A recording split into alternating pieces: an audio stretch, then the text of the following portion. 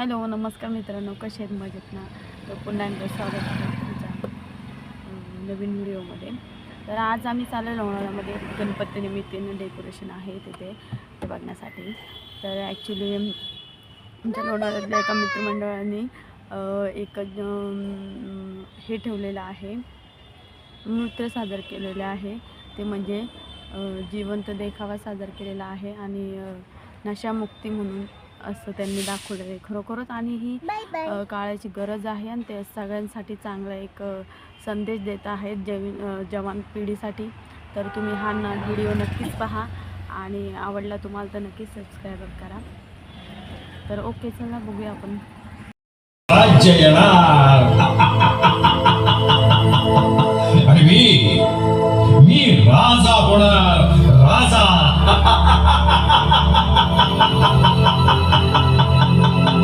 मी राजा होणार यात शंकाच नाही, कारण त्याची तयारी मी फार आधीपासून केली आहे. विश्वास बसत नाही? ही पहा माझी पिलावळ. हे पहा माझं सैन्य, जे सुदृढ आणि बलशाली भारतीय नागरिकांचं मनोबल खच्ची करून त्यांना व्यसनाधीन बनवत आहे.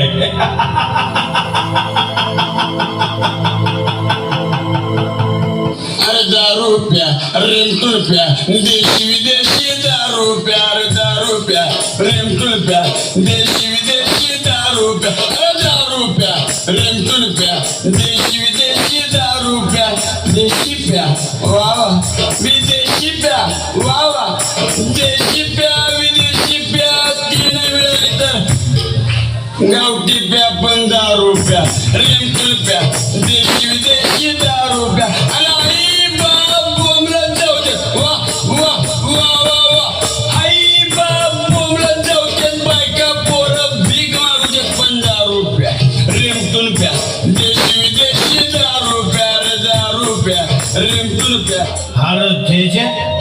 ये भोट घाशा खाली उतरला का समज दुःख इसरायलाच होते.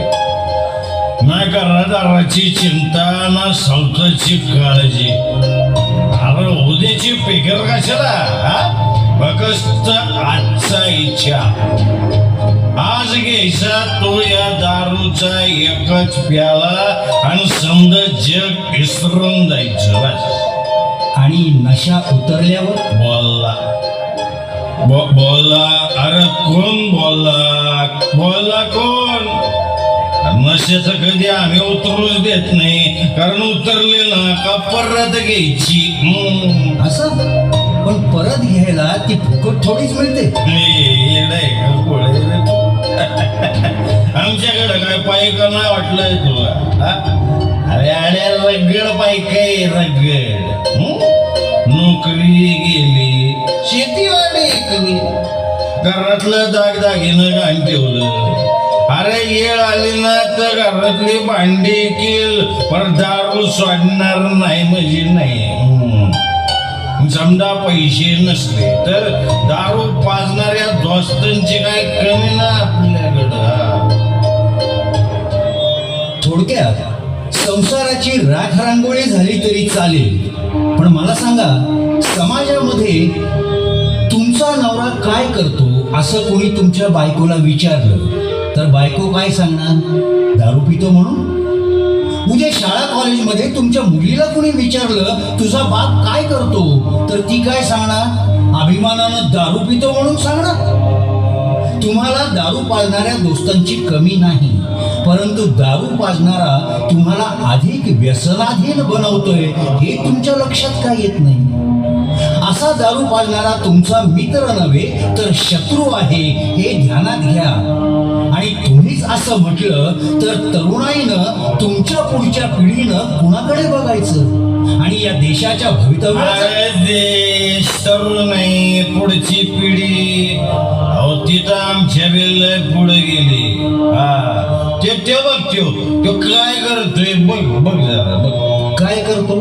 व्हाईटनर पितोय, व्हाईटनरची नशा पण का? अरे व्हाईटनरची नशा करतोय. तो बी शाळेत जाणारा पोरगा आहे. शाळेत शिकवलेलं त्याला काय बी कळत नाही, कारण व्हाईटनरच्या कारणाने ना त्याचा मेंदू बी वाईट झालाय. काय करतो त्याचं त्याला बी कळत नाही. आता का ते त्याला विचार गेलो.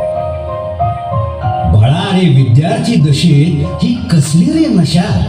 अरे जा ना, तुला काय काम धंदा आहे का नाही? आणि हे बघ, तुला माझी ही व्हाईटनरची नशा पटत नसेल ना, तर तिकडे बघ हुक्का पार्लर सुरू झाले. जा तिकडं जा.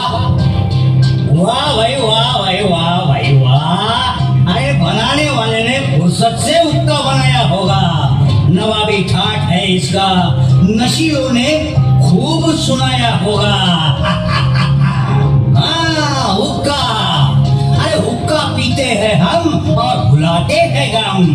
अजब जो आपको लगे नशागर, तो देखिए आगे ड्रग्स के नशे में है चूर यहाँ पर. अरे कुठं कुठं काय करतो? सगळीकडे रेव पार्टी पासून ते इथपर्यंत. ते बघ. अरे सगळी नशा एकीकडे आणि ही ड्रगची नशा एकीकडे. आणि बरं का रे, ती केल्याशिवाय कळणार नाही.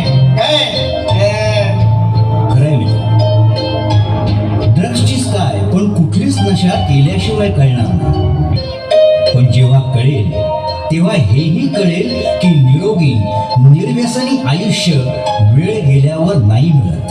हे बघ, आमच्या डोक्याची वायजेड करू नकोस. हे बघा, काय लेक्चर द्यायचं असेल ते तिला दे. तिला तिला ऑफकोर्स तिला. ते बघ समोर सिगरेट ओढते, तिला सांग. ती दिसली का? हा देख. बाप्पा गजानन, खरंच कलियुग आलं रे देवा. क्रांतीज्योती सावित्रीबाई फुल्यांनी स्त्री शिक्षणाचं बीज पेरलं. त्या बीजाचा वटवृक्ष झाला. स्त्री पुरुष समान हे मान्य आहे देवा. अरे पण व्यसनातही ही समानता असायलाच हवी का?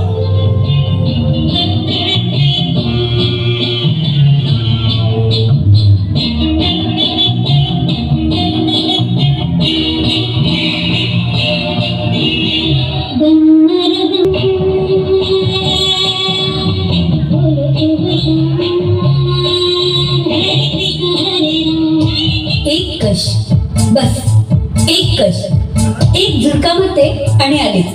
तोपर्यंत थांबा. आयुष्यात जगण्यासाठी काय पाहिजे? एक पैसा आणि सगळं काही विसरायला लावणारं एखादं व्यसन. म्हणूनच या स्त्री पुरुष समानतेच्या काळात व्यसनांच्या बाबतीत हे आम्हीच मागं का राहायचं? किमान मला तरी नाही जमणार. म्हणूनच कित्येक वर्ष सांभाळलंय ते हे सिगरेटचं व्यसन. अगं तू काय बोलतेस? हे तुझं तुला कळतंय का आणि पटतंय तरी का? येस, ऑफकोर्स मला पटतंय. कधी सिगरेट प्यायले का? नाही बॉ, अजून तरी नाही. मग तुम्हाला काय कळणार? एक कश, एक झुरका, एक दम मारला की रिफ्रेश होतं आणि नव्या उमेदीनं कामाला लागतो आपण. अगं पण सिगरेटमुळे कॅन्सर वगैरे होतो, तुला माहिती नाहीये का? हे बघा, मला उगीच लेक्चर वगैरे देऊ नका हा. मला टेन्शन भरपूर आहे. तेव्हा शांतपणे सिगरेट ओढू. Just get lost. Leave me alone. Okay? खरंच काय करावं या व्यसनाधीन बेधुंद तरुणाईला? एकीकडे स्त्रियांना 50% आरक्षण, तर दुसरीकडे स्त्री भ्रूण हत्या. 50% आरक्षण व्यसनातही असलंच पाहिजे का? जिजाऊ मातेच्या सुसंस्कारांनीच शिवराय घडले, मात्र ही तरुणी आपल्या मुलांना कुठले संस्कार काढला? व्यसनात चूर झालेल्या या आधुनिक विचाराच्या तरुणीला क्रांतीज्योती सावित्रीबाई फुल्यांच्या विचारांचा विसर पडला. ही आज उच्च शिक्षित होऊन ऑफिसमध्ये नोकरी करते. ही सुद्धा सावित्रीबाईंचीच पुण्य. हे सर्व घडलं ते क्रांतीज्योती सावित्रीबाई फुले यांनी घडवलेल्या क्रांतीमुळेच. म्हणून तर सावित्रीबाईंचा जन्मदिवस महिला मुक्ती दिन म्हणून साजरा केला जातो. परंतु या तरुणीकडे पाहिल्यावर अशी मुक्ती काय कामाची हाच प्रश्न पडतो आणि व्यसनांचा राक्षस आणखी प्रबळ होत जातो. अरे कॉमन मॅन, पाहिलंस ना कालच्या बलशाली भारताचं आजचं दुर्बल चित्र.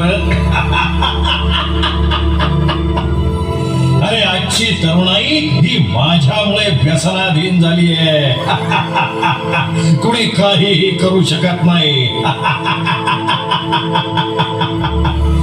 दारू, व्हाईटनर, ड्रग्ज, सिगरेट, गुटखा व्यसनांनीच मोजा आता शेवटच्या घटका.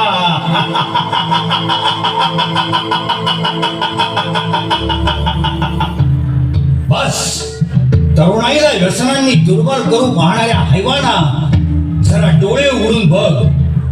कॅन्सर आणि इतर व्यसनांनी होणारे प्राणघातक आजार थोपवले जातील. हुक्का पार्लर, रेव पार्ट्यांवर अंकुश ठेवून पुढे दारूबंदीही होईल. तेव्हा तू काय करशील?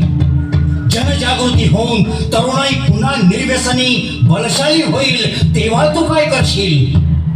आणि म्हणूनच या गणरायाच्या साक्षीनं आपण सगळे मिळून शपथ घेऊया. व्यसनांचे दुष्परिणाम जाणून घेऊ आणि व्यसनमुक्त होऊन व्यसनमुक्त बलशाली भारत पुन्हा घडवूया. मंडळ उपस्थित सर्व गणेश भक्तांचे वर्गणीदारांचे